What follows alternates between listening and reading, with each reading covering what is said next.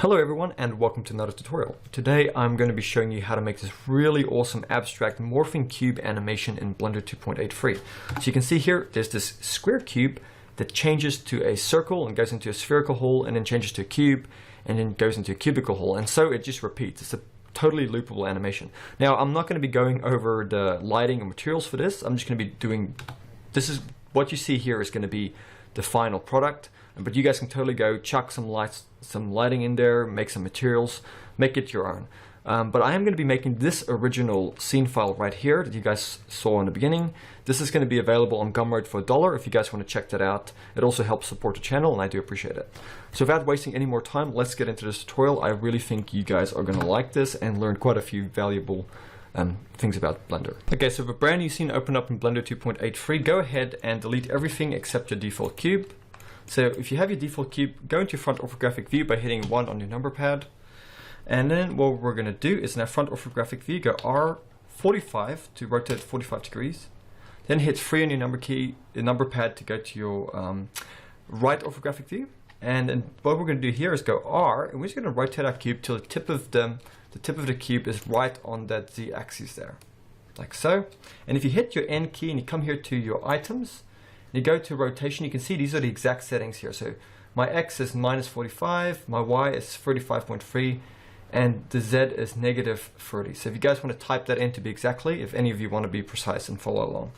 So then what you can do now is go into your front orthographic view again, and we can go G, Z, just move it up to the ground floor. And now what we're going to do is go R, Z, and we're just going to rotate it till this face at the front is flat. So this one here, we want it to be flat. So not like this, but right like that. And once again, if any of you are confused, here are the exact settings. So you can come and manually type them in till you get the same effects. So now that you have something like this, it doesn't have to be exact. You can go Control A and just apply the rotation. And now all these rotation vectors are going to be set to 0. Okay, that's really good. Now we're going to go with this guy selected, Shift D, move it over here. Once again, it doesn't have to be exact at the moment. And then just hit S to scale it down. And this is going to be our cube that is going to be going into here. And then what we're going to do is go Shift D and bring another one down here. And this is going to be our cutter item. So let's just scale this guy up a little bit. And then go G and bring it here. And because we're in our wireframe, we can kind of get it right in the middle there. And don't worry about it being too precise because we can always come in here and readjust it later. So with this cube, our cutter object here, let's just quickly go and name it. So I'm going to go click on this tab here, go to the name and just call it cutter1 and hit enter. And with this guy selected, holding in shift, select the big cube and then go Control P and set parent to keep object and keep the transform. So now if we rotated this, that will follow along. Let's go back to our solid view, and now we can add in some modifiers with this big cube selected. So go to your modifiers, add modifier. Let's add in a bevel. I'm going to come make this angle. I'm going to decrease the offset a little bit and just give it a segment amount of 3 for now. And then we can just minimize this, and then we're going to add in our boolean. Then we're going to go to our object here. We're going to select that cutter1 object. So now it's cutting a hole, but if we want to get rid of this and we don't want to see this in the animation, what we can do is select the cutter object here, go M. We're going to create a new collection and we're going to call it cutters. Hit enter, go OK. We're going to see a new collection here. That's where we're going to be putting all of our cutters. So later on, we can just come here, hit the tick, just hide them so we don't see them in the scene. And now if we were to come here and animate our cube and say, for example, I did a quick moving it here, you can see that cutter object follows along because we've parented it to the cube. So that's really useful, a very useful way of doing that. So what we need to do now is in our front orthographic view, we're going to grab this guy and then go R, Z, and just rotate it like so. And once again, it doesn't have to be exact for now, just something like this. Just till this face here is flat. And I'm going to open up my properties panel, go to my transforms, and just under rotation again, you guys can see I've rotated it on the Z 120. If any of you guys are following along, you want to be exact like I'm doing it, so just come here into Z, type in 120. So now we've got this face here is nice and flat. So now we're going to select this cube here, this guy here, and what we're going to do is go Shift S, we're going to go cursor to selected, and now that our cursor is there, we're going to go Shift A, we're going to go to our mesh, and we're going to add in a cylinder. And we're going to scale it down a bit. then go R and just rotate it roughly like that. So once again, all these set properties are here if you want to manually type them in, but this doesn't have to be exact. You really won't notice it. So just rotate it so it's roughly lining up with the cube at this angle. And then what you can do is come G and just move it down into here. Okay, and this is going to be our cutter 2. So hit, just come to this tab here, and we're going to call the cylinder cutter 2 and hit enter. And now if we go to our cube again here, we go to our modifiers, we can just copy this boolean modifier and we can make this one cutter 2. And we can also grab this guy, holding in shift, select the cube here, go Control P and set the parent and keep the transform. And we can also grab this guy and go M and just move it to the cutter layer. So it'll also unhide. So if I just go to my solid here, you can see this is what we have. And also you can rotate it and it totally works. And those cutters are moving along with it. So we can animate it. We don't have to worry about these guys sliding around. Okay, so that's really cool. You can also just grab this guy and go object. In fact, just select everything and then go object and enable smooth shading. And right now it's gonna look like a bit of a mess. So what we can do is just come here to our cube and just add in a edge split. So where's that? Edge split. And we can just hide these guys for now. We don't need to see them. So what I also like to do is just grab this guy here, go Shift D, go into your wireframe and just scale this down a bit. We're making a second cube. And what we're going to do here is just get rid of all the modifiers here. All of them. And then holding Shift, grab this main cube and then go Control P and set parent to keep transform.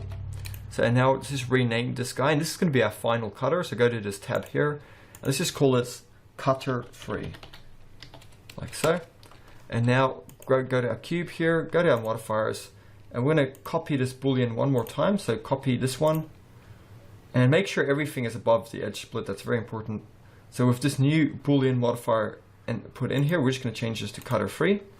And before we parented it, so we can now just grab it and go M and just move that cutter to cutters. So now we don't see it. So now what we have is this cube here that we've modeled. We have the two holes in it. And if we rotate it later for animation, we don't have to worry about any of those cutters sliding around because we've already parented them. So we can grab this guy here. We can just go to add modifiers. We're going to add in a boolean. Oh, not a boolean. Add in a bevel. And we're just going to set the type to angle here, the limit method, and just make it a lot smaller. Something like that. And just increase the segments. Just so it has a bit of a taper around it. And now what we can do is grab this guy as well, just tab into edit mode. And with all these vertices selected, left click and add in a subdivision. Click on the little subdivision tab here. We're going to make the number of this 25 and hit enter. Actually, maybe just 20. Like that, yeah. So a value of 20, and you can close that up. And the reason we're doing that is because we're going to come in here and add some shape keys to that as well. So let's just quickly do that. So if this cube selected, come here to your shape keys. We're going to hit the plus here and then hit it again. So this key 1, we're going to select that. We're going to increase the value to 1. Then tab into edit mode. And then if you go Shift Alt S, you can pull your mouse and you can make this a perfect ball. And then tab out of edit mode. So now if we drag between this slider from 0 to 1, at a value of 0, it's going to be a cube. And at a value of 1, it's going to be a sphere. And this is what's going to be going in and out. So we're going to be animating this with the later on by inserting keyframes. So let me just have a think about it. So we have this guy here. We have our sphere. So I think we're ready to start getting into some of our animation and stuff. Okay, so let's quickly do a bit of basic animation here. So it's not going to be too hard. So what we want to do first of all is just come here to our timeline, just drag this up a little bit. Just gives it a little bit more real estate to work. Then go here to your keyframes, and you can see here by default it starts at 1. That's great. But we want to set the end value here to 160. So type in 160 and hit enter. So we will have 160 keys to work, like frames to work with, and insert our keyframes. So let's just make sure we're on frame 1. So while you're on frame 1, we're going to select this guy, hit our N key, and we can see here under our properties on our item, currently the rotation is at 120 on the Z. That's because we rotated it to do a bit of modeling. So let's just quickly set it back to 0 before we start. So it's back to where it originally was. like that. So with all of these settings here to 0, and we're on frame 1, what we're going to do is go I, and we're going to insert a rotation keyframe. Then we're going to select this keyframe by clicking on it and go Shift D, and we're going to drag it to 40, to frame 40. So now if we drag it, it's going to be a hold in that position. And then what we're going to do is drag this slider to frame 80 over here. And when we're on frame 80, we're going to come now to the Z here, and we're going to type in 120 and hit enter. And now it's rotated 120 on the Z, so it's now facing the spherical hole here.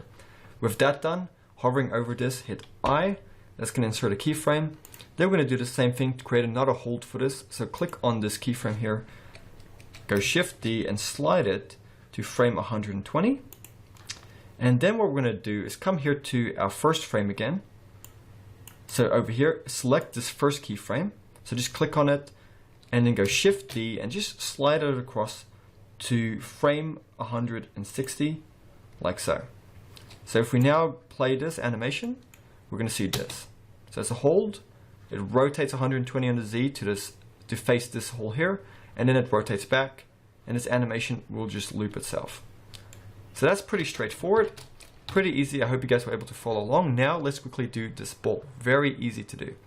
So what we're going to do is on frame 1, make sure on frame 1, select the ball. For now, let's just make the value of this shape key here under our shape keys 0, just to make it a cube. And on frame 1, we're going to go I to insert a location key. And you can also just hit Z and go to your wireframe. This will make things a bit easier. And then what we're going to do is grab this key and go Shift D and just drag it to frame 40. So now there is a hold. And then what we're going to do on frame 20, so drag the slider to frame 20. On frame 20, we're going to go G and just move this guy into this hole here, like so. Like I said, it doesn't have to be exact. And then go I and insert a location keyframe. So now what's going to happen is while that hold with the cube is happening from frame 0 to 40, this guy is going to go in and out. And then what's going to happen, this guy is going to turn like so. So what we can do is just on frame 80, go I and insert a location key. And then grab this guy and go Shift D and move it to 120. So we have another hold. But what we're going to do is drag the slider to frame 100. And in frame 100, we're going to just go into a wireframe and go G and just drag it over here into that hole, like so. And go I and insert a location frame. So this is what we should see now. In, out, then it rotates, and it goes in and out. Now at the moment it doesn't make much sense because this is still remaining a cube. But what we can simply do is go to frame 1, come here to our shape keys, and what we're going to do is on frame 1, we're going to hover over this value here. It's currently at 0. We're going to hit I, and then we're going to go to frame 40. It's still at 0. We're going to hover over it, hit I on our keyboard, and then come over here on frame 80. And on frame 80, we're going to drag this value up to 1. And hit I, and then we're going to drag it up to frame 120, and while it's still at a value of 1, we're going to hit I, hovering over it, and then we're going to drag it to frame 160, and then we're going to drag this value all the way back to 0 and hit I. So now if we play this animation, this is what we're going to see. It morphs, it goes into the round hole, it morphs back to a cube and goes into the cubical hole. And so it's just going to keep repeating. It's a nice loopable animation, and that is really the basics of it. I really hope you guys found this quite useful. So what we can also do, I'll just quickly take you guys through some basic setup here. So you can just go Shift A, add in a plane here. Okay, just make sure you go Shift S first and just set your cursor to the world origin. And then you can go Shift S, selection to cursor. So now that selection is back to the cursor there, and then just go S to scale this plane up. So you create in a floor, and you can just locate yourself wherever you want to kind of look at it from and go Shift A. You can come here, add in a camera, hit 0 to go into camera view, and then G, and then your middle mouse wheel. Just kind of pull back, go G, move it here, and just get a pose you like. You can come here to your camera settings, you can make this orthographic. That's something I like. You can go here to your output settings and just make the resolution 1920 by 1920. So make the bottom one 1920, hit enter. And then if you go back to your camera settings, you can just adjust this. So drag it in and out. You just get something you like. Yeah, I'm just gonna go with that. So this is the animation, and you guys can go ahead, chuck some lighting on it, chuck some materials on it, make it your own. This was just, like I said in the beginning, this is just simply a tutorial on how to set this up. It's not a lighting or materials, but you guys will totally be able to figure that out. It's just basic. Go ahead, make it how you want it. So I'll see you guys next time for another tutorial. I hope you found this useful and you learned something. Yeah, thanks.